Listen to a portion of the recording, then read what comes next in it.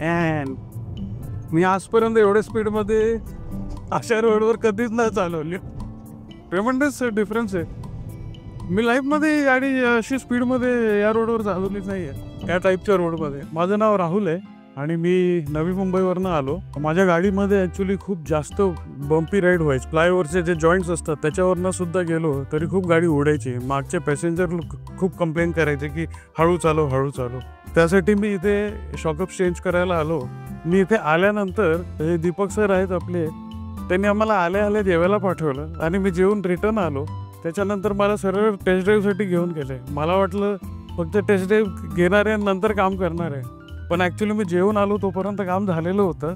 मी एकदम शॉक झालो.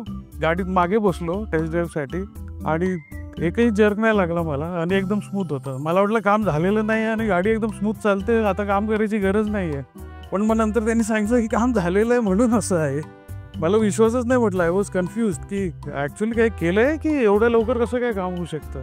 पण मग नंतर त्यांनी मला गाडी रॅम्पवरती चढून दाखवली, काय काय चेंज केलं आहे, शॉकअप चेंज केले, स्पेसर चेंज केलं, व्यवस्थित दाखवलं. नंतर आम्ही हायवेवरती परत मी स्वतः ड्राईव्ह करून टेस्ट ड्राईव्ह घेऊन आलो. एकदम खराब रस्त्यावरती मी फुल स्पीडमध्ये चालवली. इतका अमेझिंग डिफरन्स आहे, इतका अमेझिंग डिफरन्स आहे. I am very happy. Thank you so much. Thank you so much arc suspension.